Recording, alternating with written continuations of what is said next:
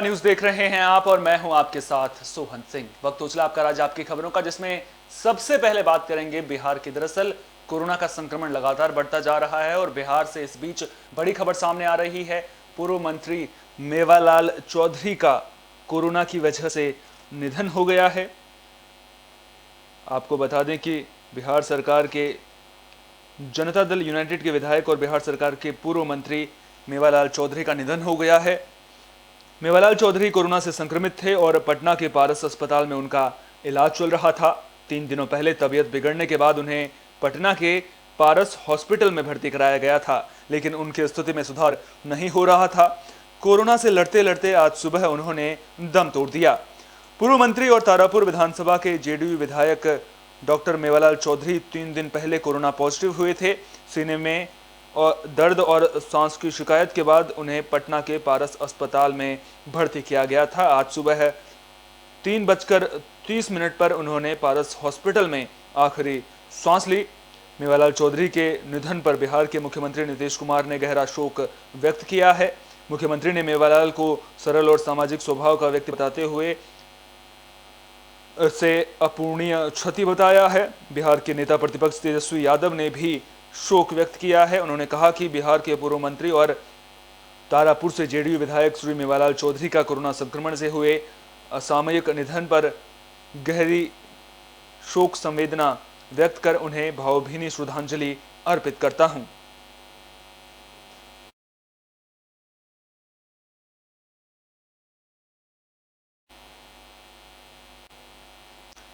Corona का संक्रमण तो लगातार बढ़ ही रहा है, लेकिन कोरोना को लेकर सियासत भी परवान चढ़ती नजर आ रही है। मामला बिहार का है, जहां विपक्ष ने सवाल खड़े किए हैं। अस्पताल में व्यवस्था पर आरजेडी नेता और जिला महासचिव संजय यादव ने तंज कसा है। साफ तौर पर कहा है कि सरकारें केवल मीटिंग पर मीटिंग कर रही हैं, लेकिन अस्पतालों में अव्यवस्था का अंबार लगा हुआ है। अभी देखिए कि बिहार में इतना बड़ा, यानी बिहार ही नहीं पूरे देश में कोरोना की इतना बड़ा महामारी है। बिहार में कोरोना पॉजिटिव मरीजों के लिए किसी भी अस्पताल में नीतीश कुमार व्यवस्था नहीं किए है। अस्पताल के बाहर दर बदर के कोरोना पॉजिटिव मरीज चीख चिल्ला रहे हैं और दम तोड़ रहे हैं। ऑक्सीजन की व्यवस्था नहीं है। बिहार सरकार के कहाँ सोई है। इतना बड़ा संवेदनशील मुद्दा पे नीतीश कुमार और पलटू जी हाथ पे हाथ रख के बैठे हुए हैं। अभी देखिए कि बिहार में इतना बड़ा कोरोना हमारे त्योहारों पर भी कुंडली मारकर बैठ गया है। दरअसल होली के बाद अब छठ पर्व भी इससे छूटा नहीं है। लोग घरों में रहकर छठ मनाने को मजबूर हो गए हैं। आपको बता दें कि मार्च 2021 में होली के पर्व के बाद कोई भी पर्व या उत्सव सामूहिक रूप से नहीं मनाया जा सका है। लोक आस्था और सूर्य उपासना के पर्व चैती छठ के तीसरे दिन रविवार को पहला अर्घ्य दिया गया। शाम के समय डूबते भगवान सूर्य को अधिक लोगों ने अपने घरों के छतों पर तो कुछ लोगों ने घाट के किनारे जल चढ़ाया। वहीं करीब 35 सालों से कार्तिक और चैत छठ पूजा को करने वाली भोजपुरी गायक संघ अध्यक्ष मुक्तेश्वर उपाध्याय की वृद्ध मां सोना देवी ने कहा कि करीब 30 साल होने जा रहे हैं हमारे द्वारा इस व्रत को करते हुए, लेकिन पहली बार ऐसा होने जा रहा है जब हम इस व्रत को अपने घर पर कर रहे हैं। देश में जो कोरोना जैसी विपत्ति आई है, उसके बाद सरकार और प्रशासन लगातार लोगों से ये अपील कर रहे हैं कि कोई भी त्योहार हो वो घरों में रहकर मनाएं। यही वजह है कि पटना में कम ही लोग छठ पर्व के मौके पर बाहर नजर आए हैं। 35 साल से छठ हम करते हैं। इस साल में ऐसा हुआ कि हम लोग अपने छत पर व्रत किए। क्या मजबूरी हो गया छठ पर? मजबूरी हो गया कोरोना के चलते, जो उनकी कह रहा है सब कि तालाब कुआं पोखरा नदी गंगा न जाइए। 35 साल से अररिया में भी लोक आस्था का पर्व छठ धूमधाम के साथ मनाया गया। यहाँ भी छठ पर कोरोना का साया साफ तौर पर देखने को मिला है, लेकिन जो लोगों की आस्था है वो कोरोना पर भारी पड़ती हुई नजर आई है। रानीगंज प्रखंड के विभिन्न घाटों पर सूर्य उपासना के महापर्व चैती छठ हर्षोल्लास के साथ मनाया गया। आप तस्वीरें देख सकते हैं यहाँ पर किस तरह से श्रद्धालु सूर्य भगवान को अर्घ्य देने के लिए पहुंचे थे। लेकिन कुल मिलाकर जिस तरह से कोरोना का असर देखने को मिल रहा है, उस बीच ये कहा जा सकता है कि तस्वीरों में ये दिख रहा है कि कोरोना पर आस्था भारी पड़ती नजर आ रही है, लेकिन सावधानी बरतना बेहद जरूरी है। ये हम लगातार बार बार आपसे अपील भी कर रहे हैं। लोगों ने कोरोना नियमों का पालन करते हुए सूर्योपासना का पर्व चैती छठ मनाया।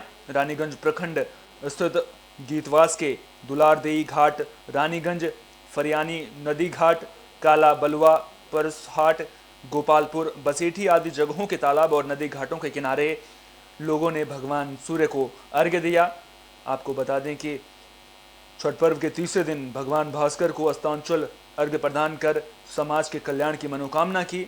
अब जिसके बाद सोमवार को यानी कि आज उदयमान भगवान भास्कर को सुबह का अर्घ्य प्रदान किया गया।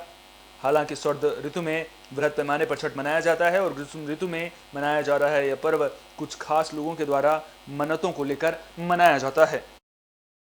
पुत्र के जो कामना करे छे ओकरा पुत्र मिले छे, बहुत सारा करे छे।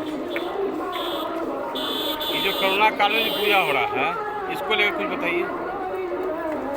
कोरोना लेकर क्या बताएं, बहुत सावधानी से पूजा हो रहा है, बहुत परेशानी है। क्या छठ मैया का जो है अपरंपार है, आपको जो मन में इच्छा कीजिएगा जरूर पूरा होता है। तो कोरोना का असर साफ तौर पर देखने को मिल रहा है। त्योहारों पर भी इसका असर दिख रहा है। वहीं आम जनजीवन भी कोरोना की वजह से अस्त व्यस्त नजर आ रहा है। पिछले साल जो पाबंदियां थी वो अब धीरे धीरे इस साल भी लागू होनी शुरू हो चुकी हैं। बात राजस्थान के मेड़ता की करें तो मेड़ता में रविवार को कोरोना के 34 नए मामले सामने आए हैं। हालांकि प्रशासन कोरोना के बढ़ते मामलों को देखते हुए मुस्तैद नजर आ रहा है। मेड़ता क्षेत्र में कोरोना विस्फोट लगातार होता जा रहा है। मेड़ता ब्लॉक में रविवार को 34 कोरोना पॉजिटिव मरीज मिले हैं। पॉजिटिव मरीजों की सूचना पर मेडिकल टीमों द्वारा पॉजिटिव मरीजों को मेडिसिन देकर होम आइसोलेट किया गया। वहीं मेड़ता में बढ़ते पॉजिटिव मरीजों के आंकड़ों और मेड़ता में कोविड की स्थिति को देखते हुए मेड़ता प्रशासन और चिकित्सा विभाग कोविड केयर सेंटर खोलने के लिए जगह का जायजा भी ले रहा है। मेड़ता ब्लॉक में कोरोना पॉजिटिव मरीज के आंकड़े लगातार बढ़ रहे हैं। यह स्थिति भयानक ना हो इसलिए मेड़ता ब्लॉक में पॉजिटिव मरीज के लिए कोविड केयर सेंटर खोला जाएगा, जिसको लेकर जोधपुर रोड स्थित रामचंद्र गुर्जर राजकीय देवनारायण आदर्श छात्रावास सामाजिक न्याय एवं अधिकारिता विभाग में कोविड केयर सेंटर खोला जाएगा, जिसको लेकर छात्रावास का निरीक्षण भी किया गया और व्यवस्थाओं का जायजा लिया गया है।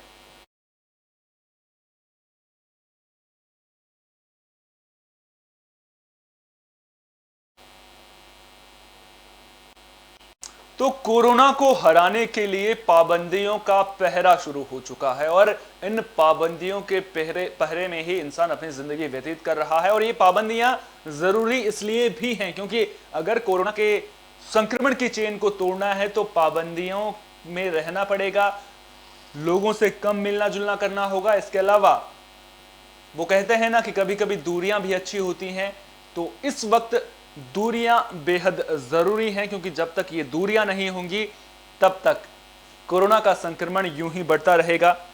वहीं बात अगर राजस्थान के रियांबड़ी की करें तो रियांबड़ी व आसपास के कस्बों में जन अनुशासन पखवाड़े कर्फ्यू के पहले दिन दुकानदार असमंजस की स्थिति में नजर आए, जहां छूट दी हुई दुकानों के अलावा भी सभी दुकानदार अपनी दुकानें खोलकर बैठ गए, जिसके बाद प्रशासन ने छूट दी गई दुकानों के अलावा बाकी दुकानों को बंद करवाया। गाइडलाइंस के मुताबिक आवश्यक दुकानों को ही मंजूरी मिली थी, लेकिन इसके बावजूद भी दुकानदारों ने दुकानें खोल ली थी, जिसके बाद प्रशासन ने जरूरी कार्रवाई की। साथ ही साथ लोगों से अपील की कि वो बिना मास्क पहने घरों से बाहर ना निकलें और सोशल डिस्टेंसिंग का पालन करें।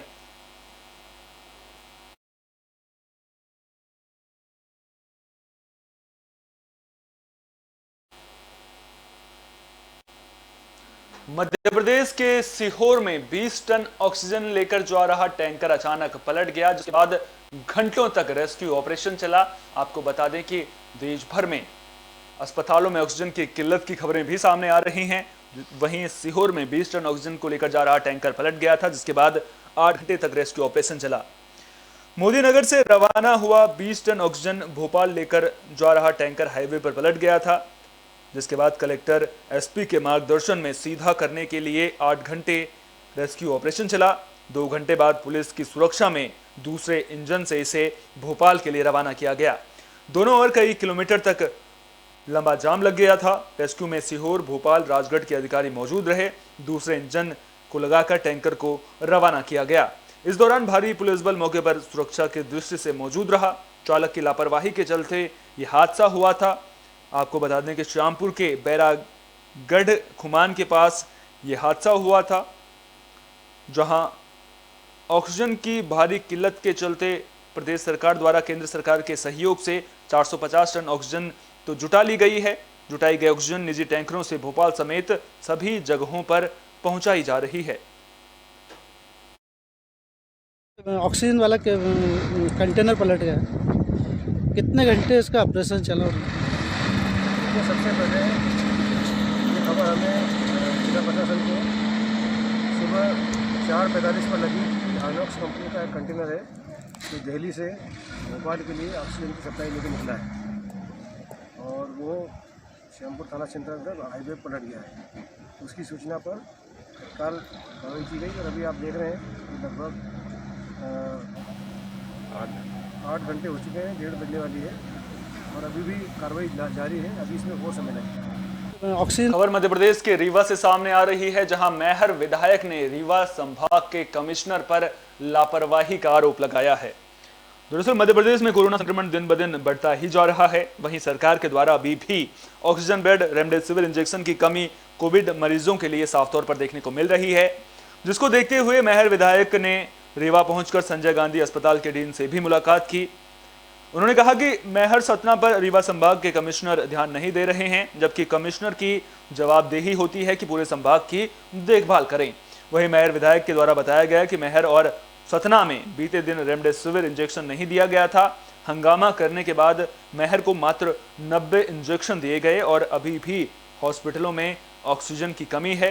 तो कुल मिलाकर देखा जाए तो ऑक्सीजन की कमी की खबरें निकलकर सामने आ रही हैं। इसी कड़ी में जो मैहर विधायक हैं वो उन्होंने भी रीवा संभाग के कमिश्नर पर लापरवाही का आरोप लगाया है और मैहर में ध्यान न देने का भी आरोप लगाया है। रीवा हमारी विंध्य की राजधानी के रूप में हम लोग मानते हैं, कमिश्नरी का इलाका है, पर यहाँ से मैं आज इसलिए मजबूर होकर आना पड़ा कि तमाम डॉक्टरों से मैं लगातार बात करता हूँ, बड़ी उदासीनता है, बड़ी लापरवाही है, बड़ी कमियाँ हैं और जो कमिश्नरी है जिनकी जिम्मेदारी बनती है कि रीवा संभाग के एक एक अस्पतालों को देखना, उनकी व्यवस्था करना। हमारे मैया रन में ऑक्सीजन तक की कमी है। रेमडेसिविर हमारे मुख्यमंत्री जी यहाँ 5 दिन पहले भेजे, पर तमाम लड़ाई लड़ने के बाद कल हमारे सतना जिले में सतना के अस्पताल में 90 इंजेक्शन मात्र गए हैं। बिहार के नालंदा से हैरान करने वाला मामला सामने आ रहा है। दरअसल यहाँ पर आरोप लगा है कि ससुराल वालों ने गर्भवती महिला की हत्या कर दी है। फिलहाल पुलिस को जैसे ही मामले की जानकारी मिली, पुलिस ने जांच पड़ताल शुरू कर दी है। तो नालंदा से यह हैरान करने वाला मामला सामने आया है। लहेरी थाना इलाके के बड़ी पहाड़ स्थित हिरण्य पर्वत पर घरेलू विवाद में ससुराल वालों पर गर्भवती महिला की हत्या करने का आरोप लगा है। घटना के संबंध में मृतका के परिजनों ने बताया कि सैंपुल कुमारी की शादी पिछले लॉकडाउन के दौरान बड़ी पहाड़ी निवासी नंदन कुमार से हुई थी। शादी के शुरुआती दौर से ही पति के द्वारा हर छोटी छोटी बात को लेकर पत्नी के साथ मारपीट की जाती थी। आज भी किसी छोटी बात को लेकर दोनों के बीच विवाद हुआ, जिसके बाद पति के द्वारा अपनी पत्नी की पिटाई कर दी गई, जिसके चलते उसकी मौत हो गई। तो आरोप सीधा सीधा ससुराल वालों पर लगा है। परिजनों ने बताया कि विवाहिता 3 महीने से गर्भवती थी। इस घटना में सबसे गौर करने वाली बात यह है कि ससुराल वालों के द्वारा अंधविश्वास में गर्भवती महिला की हत्या का शव के पास भक्ति गीत और टोटका भी शुरू कर दिया गया। तो ये घटना अपने आप में कई सारे सवाल खड़े कर रही है। उम्मीद करेंगे कि प्रशासन इस मामले में जल्द से जल्द कार्रवाई करेगा और जो भी दोषी होंगे उनके खिलाफ सख्त से सख्त कार्रवाई की जाएगी। हत्या ये लड़की को पति दंड हद रोज करता था। 11 महीना मत शादी का हुआ था। उसके बाद ये जब भी जाता था वहाँ मारना पीटना डेली करता था। यहाँ भी आया और उसके बाद लड़की को जान मार दिया ये।